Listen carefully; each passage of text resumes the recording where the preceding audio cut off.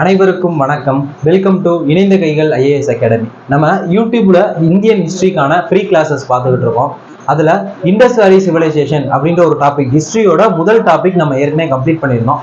இன்னைக்கு பதிவுல என்ன பார்க்க போறோம் அப்படின்னு சொல்லி பார்த்தீங்கன்னா, குப்தர்கள் அப்படின்ற ஒரு டாபிக் பத்தி தான் இன்னைக்கு கிளாஸ்ல பார்க்க போறோம். இந்த குப்தர்கள் ஒரு 2 பகுதியா பார்ப்போம். பார்த்து முடிச்சு நம்ம நெக்ஸ்ட் டாபிக்ஸ் போயிட்டு இருக்கலாம். ஓகேவா? நம்ம இண்டஸ் வேலி சிவிலைசேஷன் முடிச்சிட்டோம். நெக்ஸ்ட் குப்தர்கள்.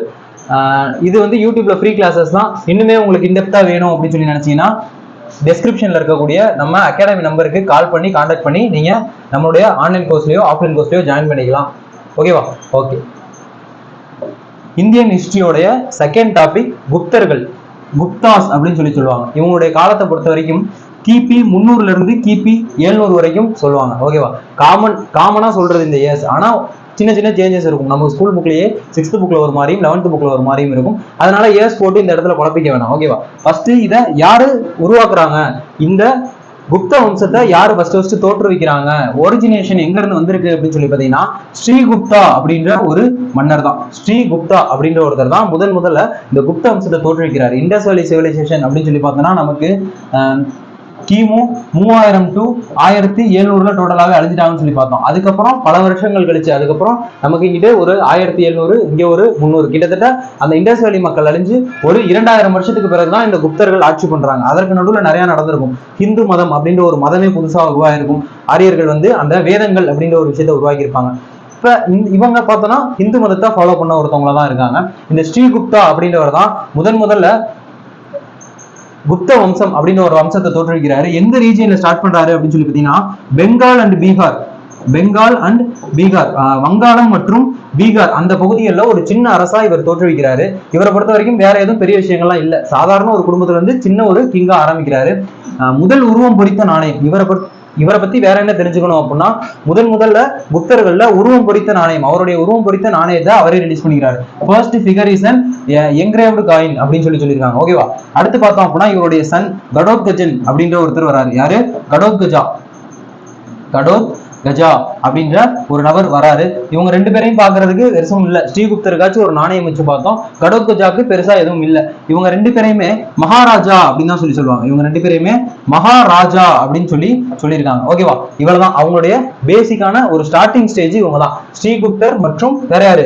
ஸ்ரீகுப்தரும் கடோத்கஜரும் இவங்க தான் ஒரு சின்ன ஸ்டேஜா ஸ்டார்ட் பண்றாங்க பெங்கால் மற்றும் பீகார் ரீஜியன்ல. அடுத்து பாத்தீங்க அப்படின்னா, சந்திரகுப்தா 1 முதலாம் சந்திரகுப்தர் இவரை பொறுத்த வரைக்கும் நமக்கு ஆட்சியை பிடிக்கிறதுல 2 விதமான வகை இருக்கு. ஒண்ணு திருமண உறவு மூலம் அந்த பெண் வீட்டாரை கவர்ந்து அவங்கள நமக்கு சப்போர்ட்டா வச்சுக்கிறது. இன்னொன்னு சண்டை போட்டு அவங்கள வின் பண்ணி அந்த பகுதியில நம்ம கண்ட்ரோல் வச்சுக்கிறது. இவரு அந்த ஃபர்ஸ்ட் மெத்தட் தான் ஃபாலோ பண்றாரு. முதலாம் சந்திரகுப்தர் குமாரதேவி அப்படின்ற ஒரு பெண்ணை திருமணம் பண்றாரு. குமாரதேவி அப்படின்னு சொல்லி பாத்தீங்கன்னா, லிச்சாவி அப்படின்ற ஒரு பகுதி இருக்கு. லிச்சாவி, இங்கிலீஷ் நேம் லிச்சாவி தான். அந்த லிச்சாவி நாட்டு இளவரசி பிரின்சஸ் ஆன குமாரதேவி அப்படின்ற ஒரு பெண்ணை திருமணம் பண்ணிக்கிறாரு. இந்த லிச்சாவி அப்படின்ற பகுதி எங்க இருக்கு அப்படின்னு சொல்லி கேட்டீங்கன்னா, நம்ம இந்தியால கங்கை ஆறு போகும், உத்தரப்பிரதேசலயா அப்படி நமக்கு கங்கை ஆறு போகும். அந்த கங்கை ஆறுக்கும் நேபாளத்துக்கும் இடைப்பட்ட பகுதி தான். அந்த கங்கை ஆறுக்கும் நேபாளத்துக்கும் இடைப்பட்ட பகுதி தான். இங்க கங்கையார் போகுது அப்படின்னா இது நேபாளம். இது 2த்துக்கும் இடைப்பட்ட பகுதி தான் நமக்கு அந்த லிச்சாவி அப்படின்னு சொல்லுவோம். ஓகேவா?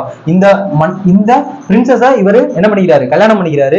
அதனால முழுக்க அவங்க சப்போர்ட் பண்றாங்க இந்த முதலாம் சந்திரகுப்தர். அதனாலதான் இவர் ஒரு பெரிய கிங்கா வராரு. அடுத்து பாத்தீங்க அப்படின்னா, இவரை பத்தி என்ன தெரிஞ்சுக்கணும்னா, coin with image of his wife, அவருடைய மனைவி உருவம் பொறித்த ஒரு நாணயத்தை ரிலீஸ் பண்றாரு. ஓகேவா? அப்ப பார்த்தோம், ஸ்ரீகுப்தர் அப்படின்றவர் முதல்ல அவருடைய உருவம் பொறித்த நாணயம் ரிலீஸ் பண்ணாரு. ஆனா சந்திரகுப்தா 1 என்ன பண்றாரு? நமக்கு அவருடைய மனைவி உருவம் பொறித்த ஒரு நாணயம். அந்த மனைவி தான் யாரு? குமாரதேவி.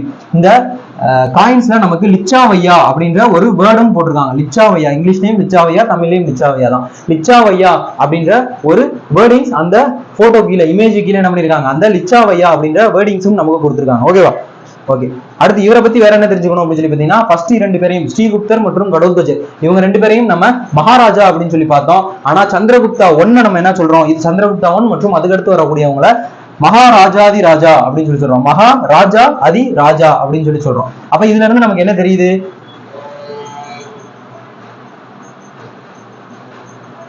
இதுல இருந்து நமக்கு அப்ப அவங்க வளர்ந்து வந்திருக்காங்க அப்படின்ற ஒரு விஷயம் தெரிய வருது. அவங்க வளர்ந்து வந்திருக்காங்க. ஃபர்ஸ்ட் மகாராஜா அப்படின்னு சொல்லி அழைக்கப்பட்டவங்க அடுத்து மகாராஜாதி ராஜா அப்படின்ற ஒரு லெவலுக்கு வந்திருக்காங்க. யாரு மகாராஜான்னு அழைக்கப்பட்டவங்க நமக்கு ஸ்ரீகுப்தரும் கடோத்கஜரும். மகாராஜாதி ராஜா இதுக்கப்புறம் வரக்கூடியவங்க மகாராஜாதி ராஜா அப்படின்னு தான் அழைக்கப்படுறாங்க. அடுத்து பாத்தீங்க அப்படின்னா முதலாம் சந்திரகுப்தர், சந்திரகுப்தா ஒன்னுடைய சன் சமுத்திரகுப்தர். சமுத்திரகுப்தா அப்படின்ற ஒரு கிங் தான் ஆட்சிக்கு வராரு. யார் இவரு? முதலாம் சந்திரகுப்தாவுடைய மகன். இவர் தான் greatest king of Gupta dynasty அப்படின்னு சொல்லி சொல்றோம். குப்த அரச வம்சத்தின் தலை சிறந்த அரசர். குப்தர்களிலேயே தலை சிறந்த அரசர் யாரு அப்படின்னா நமக்கு சமுத்திரகுப்தர் தான். இவரை பத்தி என்ன கல்வெட்டு சொல்லுது, என்ன இன்ஸ்கிரிப்ஷன் சொல்லுது அப்படின்னு சொல்லி பாத்தீங்கன்னா அலகாபாத் இன்ஸ்கிரிப்ஷன், அலகாபாத் கல்வெட்டு அல்லது பிரயாக் இன்ஸ்கிரிப்ஷன் அப்படின்னு சொல்லி சொல்றோம். இதை யாரு எழுதினாரு அப்படின்னு சொல்லி பாத்தீங்கன்னா ஹரிசேனர். அதாவது நம்ம சமுத்திரகுப்தருடைய அமைச்சர் தான் அந்த ஹரிசேனர். அவர் தான் என்ன பண்ணாரு, இந்த பிரயாக் இன்ஸ்கிரிப்ஷனை நமக்கு எழுதியிருப்பாரு. ஓகேவா? இதை பொறுத்த வரைக்கும் எத்தனை லைன்ஸ் இருக்கும் அப்படின்னா 33 லைன்ஸ் இருக்கும். நாகரி ஸ்கிரிப்ட் அப்படின்னு ஒரு ஸ்கிரிப்ட்ல தான் எழுதியிருப்பாங்க. இது மெய்கீர்த்தி அப்படின்னு சொல்லி சொல்றாங்க. அவங்கள பத்தி ஒரு புலவர் பெருமையா சொன்னதை ஒரு கல்வெட்டுல குறிச்சு வைக்கிறத என்னன்னு சொல்லுவாங்க, மெய்கீர்த்தி அப்படின்னு சொல்லி சொல்லுவாங்க. அப்ப நம்ம சமுத்திரகுப்தர் அப்படின்றவர் தான் குப்தர்களிலேயே தலை சிறந்த அரசர் அப்படின்னு சொல்லி சொல்றோம். அலகாபாத் இன்ஸ்கிரிப்ஷன்ல அவரை பத்தி நமக்கு தெரிய வருது. இதுதான் அந்த அலகாபாத் தூண். இதுல கல்வெட்டு நமக்கு குறிச்சு வச்சிருப்பாங்க. அடுத்து நம்ம பார்த்தோம் முதலாம் சந்திரகுப்தர். முதலாம் சந்திரகுப்தர் நமக்கு மன உறவுகள் மூலம் நாடுகளை நம்ம கூட சேர்த்துக்கிட்டாரு அப்படின்னு சொல்லி பார்த்தோம். நமக்கு இந்த சமுத்திரகுப்தர் தலை சிறந்த சமுத்திரகுப்தர் என்ன பண்ணாருன்னா திக்விஜயா மெத்தட் அப்படின்ற ஒண்ணு, திக்விஜயம் முறை அப்படின்ற ஒண்ணு இருந்திருக்கு. அதாவது அவங்க கூட சண்டை போட்டு ஜெயிச்சு போர் வெற்றிகள் மூலமா நம்ம கூட அந்த பகுதியில சேர்த்துக்கிறதா இந்த திக்விஜயா மெத்தட் அப்படின்ற ஒரு மெத்தடு. இது மூலமா என்ன பண்ணிக்கிறாரு, அந்த சமுத்திரகுப்தர் முழுமைக்குமா தன் கண்ட்ரோலுக்கு கொண்டு வராரு. குறிப்பா பாத்தீங்க அப்படின்னா வட இந்திய படையெடுப்பு ஒரு 2 தடவை, நார்த் இந்தியா இன்வேஷன் ஒரு 2 தடவை பண்ணியிருக்காரு. அப்ப நிறைய கிங்ஸை தோக்கடிச்சிருக்காரு. அச்சுதன், நாகபாணன் மற்றும் 9 நாகா கிங்ஸ், 9 நாக அரசர்கள் அவங்க எல்லாம் தோக்கடிச்சிருக்காரு. ஃபர்ஸ்ட் டைம் இவங்க 2 பேரையும் தோக்கடிச்சிருப்பாரு, அடுத்த டைம் இவங்கள தோக்கடிச்சிருப்பாரு. ஓகேவா? அடுத்து செகண்ட் நடுவுல ஃபர்ஸ்ட் ஒரு தடவை பண்ணிடுவாரு, செகண்ட் நமக்கு தட்சின் பாதை அதாவது சவுத் இந்தியா நோக்கி ஒரு இன்வேஷன் வருவாரு, தேர்டு திரும்ப நார்த் இந்தியா மேல பண்ணுவாரு. இவரு சவுத் இந்தியா நோக்கி இன்வேஷன் எடுத்து தட்சின் பாதை படையெடுப்பு, தட்சின் பாதை இன்வேஷன் அப்படின்னு சொல்லி சொல்லுவாங்க. அதாவது தென்னிந்தியா நோக்கி படையெடுத்து வந்த முதல் குப்த அரசர் யாரு அப்படின்னு சொல்லி கேட்டீங்கன்னா நம்ம சமுத்திரகுப்தர் தான். ஓகேவா? தென்னிந்தியா நோக்கி படையெடுத்து வந்து மொத்தம் ஒரு 12 அரசர்களை தோக்கடிச்சிருப்பாரு. அதுல முக்கியமான நபர் யாரு அப்படின்னு சொல்லி பாத்தீங்கன்னா விஷ்ணுகோபா. யாரு? விஷ்ணுகோபா. இந்த விஷ்ணுகோபா யாருன்னு சொல்லி பாத்தீங்கன்னா இடைக்கால பல்லவர்களை சேர்ந்தவர். Medieval stage of Pallavas. பல்லவர்கள இடைக்கால பல்லவர்கள். தமிழ்நாட்டுல பல்லவர்கள் நமக்கு அந்த சென்னை ரீஜியன், காஞ்சிபுரம் ரீஜியன் ஆட்சி பண்ணிருப்பாங்கல்ல, அந்த விஷ்ணுகோபா அப்படின்ற ஒரு மன்னரை என்ன பண்ணிட்டு போயிருப்பாரு, இங்க வந்து சமுத்திரகுப்தர் தோக்கடிச்சுட்டு போயிருப்பாரு. அதை பத்தி நமக்கு அலகாபாத் தூண் கல்வெட்டுல சொல்லியிருப்பாங்க. அடுத்து பாத்தீங்கன்னா இவரை இந்தியன் நெப்போலியன், சமுத்திரகுப்தரா இந்தியன் நெப்போலியன் அப்படின்னு சொல்லிட்டு B.A. ஸ்மித் அவர்கள் சொல்லியிருப்பாரு. B.A. ஸ்மித் அவர் என்ன சொல்றாரு, இந்தியன் நெப்போலியன். ஓகேவா? அப்ப நம்ம பார்த்தோம் இவங்க காலத்துல நமக்கு இந்து மதம் நல்லா வளர்ந்துருச்சு அப்படின்னு சொல்லிட்டு. இந்து மதத்துல 2 விதமான பிரிவு இருந்துச்சு, சைவம் வைணவம் அப்படின்னு சொல்லிட்டு. இந்த வம்சத்தை சேர்ந்த சமுத்திரகுப்தர் இந்த பீரியட்ல அவங்க என்ன மதத்தை ஃபாலோ பண்ணாங்க அப்படின்னா வைணவம். நமக்கு விஷ்ணு பெருமாளை கும்பிடுறவங்க தான் இவங்க. அஸ்வமேத யாகம் நடத்திருக்காங்க. அஸ்வம் அப்படின்னு சொல்லி பார்த்தோம்னா நமக்கு குதிரை, ஹார்ஸ என்னது, குதிரையை பலியிடக்கூடிய ஒரு யாகம், அஸ்வமேத யாகா அப்படின்னு சொல்லி சொல்லுவாங்க. சமஸ்கிருதத்தை தான் ஆதரிச்சிருக்காங்க, சான்ஸ்கிரிட் தான் சப்போர்ட் பண்ணிருக்காங்க. ஓகேவா? இந்த டைம்ல இவங்க இந்து மதத்துல வைணவ மதத்தை அவங்க ஃபாலோ பண்ணாலும் புத்த மதத்துக்கும் ஆதரவு கொடுத்திருக்காங்க அப்படின்றது தெரிய வருது. இலங்கையில இருந்து பாத்தீங்கன்னா ஸ்ரீலங்கால இருந்து ஸ்ரீமேகவர்மன் அப்படின்ற ஒரு மன்னன் என்ன பண்றாருன்னா இங்க வந்து சமுத்திரகுப்தர்கிட்ட புத்தகையா, புத்தர் ஞானம் பெற்ற இடமான புத்தகையா அப்படின்ற இடத்துல நான் ஒரு புத்த விகாரம் ஒண்ணு, புத்தருக்கு ஒரு கோவில் கட்டுறேன் அப்படின்னு சொல்லி பர்மிஷன் கேட்டிருப்பாரு சமுத்திரகுப்தர்கிட்ட.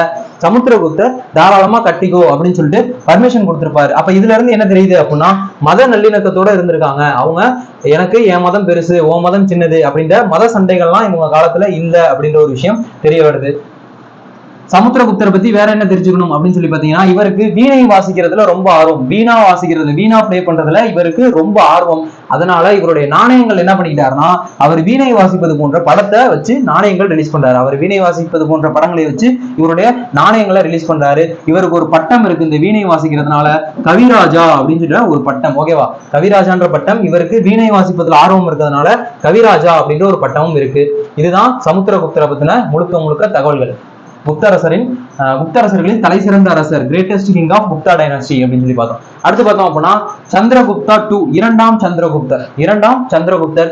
இவர் பட்டங்களுக்கு பேர் போனவர் அப்படின்னு சொல்லலாம். நிறைய பட்டங்கள், சிறப்பு பேர்கள் எக்கச்சக்கமா இருக்கும். விக்ரமன், இங்கிலீஷ்ல விக்ரமன், விக்ரமாதித்யன் அப்படின்னு சொல்லியிருக்காங்க. நரேந்திர சிம்மா அப்படின்றது சிம்ம விக்ரமன், விக்ரம தேவராஜா, தேவகுப்தா, தேவஸ்ரீ, தேவஸ்ரீ அப்படின்னா அரசன், கடவுளின் பிரதிநிதி. King is the representative of God அப்படின்னு சொல்லி அர்த்தம். அடுத்து சாகரி அப்படின்னு சொல்லி பார்த்தோம்னா சாகர்னு சொல்லி ஒரு இனம் இருந்திருக்கும். சாகர் அப்படின்னு சொல்லிட்டு ஒரு இனம் இருந்திருக்கும். அந்த இனத்தை முழுக்க முழுக்க இவர் அழிச்சதுனால இவரை என்னன்னு சொல்றோம், நமக்கு சாகரி அப்படின்ற ஒரு சிறப்பு பேரும் இருக்கு. ஓகேவா? நேம்ஸ் எல்லாமே அந்த விக்ரம் விக்ரம் விக்ரம் நிறைய வருது பாருங்க. ஏன் இந்த விக்ரமாதித்யன் ஸ்டோரிஸ் நம்ம கேள்விப்பட்டிருப்போம். விக்ரமன் வேதாள் அப்படின்ற கார்ட்டூன் நம்ம பார்த்திருப்போம். அது மட்டும் இல்லாம நமக்கு இப்போ வரைக்கும் படம் வந்துட்டு தான் இருக்கு. விக்ரமன் வேதா அப்படின்னு சொல்லி படமும் இருக்கு. விக்ரம் வேதா அப்படின்ற படமும் இருக்கு. அப்ப விக்ரம் அப்படின்றவன் நல்லவன், வேதா அப்படின்றவன் கெட்டவன். அவங்க ரெண்டு பேருக்கும் நடுவில் நடக்கக்கூடிய ஒரு சண்டையை சொல்ற மாதிரி தான் இருக்கும். அந்த விக்ரம் வேதாளம் இங்க பாக்குறதான் விக்ரமாதித்யன் வேதாளம். அந்த கதைகளுடைய கதை நாயகன் யாரு அப்படின்னு சொல்லி கேட்டீங்கன்னா 2ஆம் சந்திரகுப்தர் அப்படின்றது நம்ம அனைவராலும் நம்பப்படுகிறது. ஓகேவா? அடுத்து இவருடைய வேற என்ன சிறப்பம்சம் அப்படின்னு சொல்லி பார்த்தோம்னா நவரத்தினங்கள் அப்படின்ற ஒரு அவையை உருவாக்கி இருப்பாரு. நவரத்னா, இங்கிலீஷ்ல நவரத்னா அப்படின்னு சொல்லி சொல்லுவாங்க. நவம் அப்படின்னு சொல்லி பார்த்தோம்னா நமக்கு 9, நவரசம் அப்படின்னு சொல்லி சொல்லுவோம் இல்லையா? நவம் அப்படின்னா நமக்கு 9. அந்த 9 அறிஞர்கள் அவை வச்சிருப்பாரு. 9 ஸ்காலர்ஸ் அவை ஒண்ணு என்ன பண்ணிருப்பாரு, இந்த 2ஆம் சந்திரகுப்தர் வச்சிருந்திருப்பாரு. இவருடைய காலத்துல முதல் சீன பயணி, ஃபர்ஸ்ட் சைனீஸ் டிராவலர், இந்தியாவுக்கு வந்த முதல் சீன பயணி பாஹியான் அப்படின்ற ஒரு ஆளு. பாஹியான் அப்படின்ற ஒரு நபர் நமக்கு சைனால இருந்து முதல் முறையா இந்தியா நோக்கி வந்திருப்பாரு. இங்க வந்து புத்தரை பத்தி நிறைய விஷயங்கள் தெரிஞ்சுக்கணும் அப்படின்றக்காக வந்திருப்பாரு. வந்தவர் அங்கங்க பாக்குற விஷயங்கள்லாம் நோட்ஸ் மாதிரி எழுதி வச்சிருந்திருப்பாரு. அந்த நோட்ஸ் என்னன்னு பாத்தீங்கன்னா போகோவி அப்படின்னு சொல்லி சொல்லுவோம். அந்த நோட்ஸ் பேர் என்னது? போகோவி. பாகி போகி, பாகி போகி, அதுதான் அவருடைய நோட்ஸ் பேரு. பாகியான் எழுத நோட்ஸ் பேரு போகோவி. ஓகேவா? இதுல என்ன சொல்லியிருக்காரு அப்படின்னா பிராமணர்களின் நிலம் அப்படின்னு சொல்லி கங்கை செம்மொழி சொல்றாரு. கங்காவளி என்ன சொல்லியிருக்காரு? லேண்ட் ஆஃப் த பிராமின்ஸ் அப்படின்னு சொல்லி சொல்லியிருக்காரு. கங்கை செம்மொழி பிராமணர்களின் நிலம் அப்படின்னு சொல்லி சொல்லியிருக்காரு. இதான் 2ஆம் சந்திரகுப்தர். இவர் தான் பாகியான். பாகியான் அப்படின்றவர் இவர் தான். அடுத்து பாத்தீங்க அப்படின்னா நமக்கு 2ஆம் சந்திரகுப்தர் இன்னொரு சிறப்பம்சம் இருக்கு. முதல்ல வெள்ளி நாணயத்தை வெளியிட்ட குப்த அரசர். First Gupta to release the silver coins. இது வரைக்கும் வெளியிட்டவங்க என்ன பண்றாங்க? தங்க காயின்ஸ் தான் வெளியிடுறாங்க. முதல்ல சில்வர் காயின்ஸ், முதல்ல வெள்ளி நாணயத்தை வெளியிட்ட குப்த அரசர் யாரு? நமக்கு 2ஆம் சந்திரகுப்தர். நமக்கு குரூப் 4ல குரூப் 2ல ரிப்பீட்டடான ஒரு கொஸ்டினா இருக்கு. ஓகேவா? ஓகே. அடுத்து இவர் ஒரு தூண் ஒன்று, ஒரு கல்வெட்டு ஒன்று வச்சிருப்பாரு, இன்ஸ்கிரிப்ஷன் ஒன்று வச்சிருப்பாரு. Mehrauli iron pillar inscription. Mehrauli iron pillar inscription. இது எங்க இருக்குன்னு சொல்லி பாத்தீங்கன்னா டெல்லியில குதுப் மினார். டெல்லியில குதுப் மினார் அப்படின்ற ஒரு இடம் எல்லாருக்கும் தெரியும். பின்னாடி நமக்கு டெல்லி சுல்தான்ஸ்ல கட்டுவாங்க. அந்த குதுப் மினாருக்கு பக்கத்துல இது இருக்கு. இது கட்டினதுக்கு அப்புறம் தான் அதை கட்டுறாங்க. இருந்தாலும் அதுதான் ஃபேமஸ் அப்படின்றதுனால அதுக்கு பக்கத்துல இது இருக்கு அப்படின்னு சொல்லி படிக்கிறோம். மெஹ்ரூலி இரும்பு தூண் கல்வெட்டு. அப்ப இது இரும்புல பண்ணிருக்காங்க. இது இரும்புல பண்ணிருக்காங்க. பண்ணிருந்தாலும் இது இன்னைக்கு வரைக்கும் துருப்பிடிக்காம இருக்கு. மலையில நனைஞ்சு நமக்கு தண்ணியும் ஆக்சிஜனும் படும்போது என்ன ஆகும்? ஆக்சிடேஷன் ஆகும், துருப்பிடிக்கும். ஆனா என்ன ஆகல, அது இன்னைக்கு வரைக்கும் துருப்பிடிக்கல. அப்ப அந்த அளவுக்கு அவங்க டெக்னாலஜில ஸ்ட்ராங்கா இருந்திருக்காங்க அப்படின்ற ஒரு விஷயம் இங்க தெரிய வருது.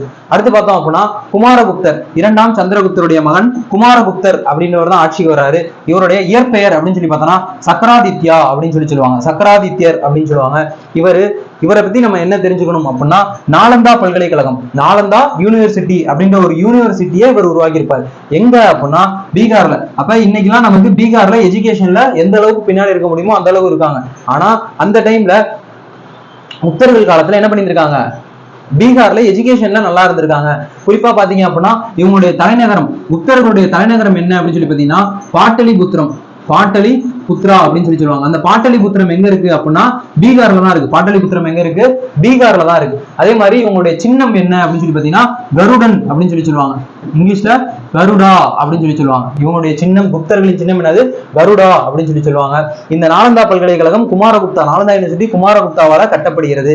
அதன் பிறகு நமக்கு நிறைய இஸ்லாமிய அரசர்கள்லாம் வராங்க. அவங்கலாம் இதை இடிச்சு நிறைய பிரச்சனைகள் போய் இப்போதைக்கு இந்த நாலந்தா யூனிவர்சிட்டி இப்படிதான் இருக்கு. இது வந்து யுனெஸ்கோவால் பாதுகாக்கப்பட்ட பாரம்பரிய தலமா இருக்கு. ட்ரெடிஷனல் சைட்டா யுனெஸ்கோவால அங்கீகரிக்கப்பட்டு பாதுகாத்துக்கிட்டு இருக்காங்க. அடுத்து பாத்தீங்கன்னா ஸ்கந்தகுப்தர். ஸ்கந்தகுப்தர், குமாரகுப்தருக்கு அடுத்து ஸ்கந்தகுப்தர் அப்படின்ற ஒருத்தர் வராரு. இவருக்கும் ஹூன்ஸ் அப்படின்ற ஒருத்தவங்க இருப்பாங்க. ஹூனர்கள், ஹூன்ஸ் அப்படின்றவங்க இருந்திருப்பாங்க.